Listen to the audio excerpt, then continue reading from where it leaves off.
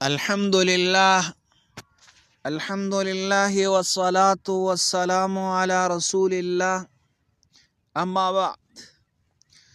میرے عزیز بھائیو، آج ہم اس دور سے گزر رہے ہیں جسے فتنوں کا زمانہ کہا گیا ہے۔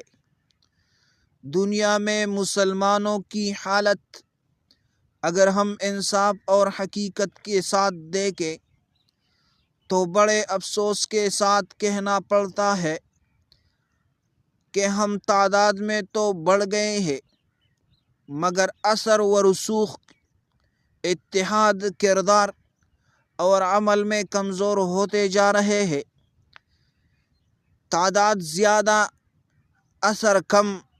آج دنیا میں 1.5 سے 2 ارب مسلمان موجود ہے، لیکن اس کے باوجود ظلم و ستم کے شکار بھی زیادہ مسلمان ہیں، پسماندگی کے شکار بھی مسلمان ہیں۔ دنیا میں جنگ و تنازعات اور ظلم کا سب سے بڑا نشانہ بھی مسلمان ہی بن رہے ہیں۔ یہ وہ بات ہے جو رسول اللہ صلی اللہ علیہ وسلم نے فرمائی تھی کہ ایک وقت آئے گا کہ تم سیلاب کے جاگ کی طرح بہت ہو گئے، مگر دشمن تم پر ٹوٹ پڑیں گے، کیونکہ تمہارے دلوں میں دنیا کی محبت اور موت کا خوف آ جائے گا۔ دولت ہے مگر وقار نہیں۔ آج مسلمان دنیا کے پاس دنیا کا سب سے قیمتی تیل، سب سے قیمتی معدنیات، سب سے اہم جغرافیائی خطے موجود ہے، لیکن اس سب کے باوجود ہم دنیا کی سیاست، معیشت اور طاقت کے کھیل میں خبر تو بن جاتے ہیں، لیکن فیصلہ کرنے والی طاقت نہیں بنتے۔ عبادت ہے مگر روح نہیں ہے۔ ہماری مسجدیں آباد ہے، نمازی موجود ہے، لیکن دلوں میں وہ خشیت، وہ تقوی، وہ خوف خدا نہیں رہا جو صحابہ کے دور کی پہچان تھا۔ ہم نماز تو پڑھتے ہیں لیکن کردار میں جھلکتی نہیں۔ ہم قرآن تو پڑھتے ہیں مگر اس کے احکام پر ہم عمل نہیں مگر اس کے احکام پر عمل کم ہے۔ علم سے دوری ہے۔ آج کی دنیا میں ترقی کا راز علم ہے۔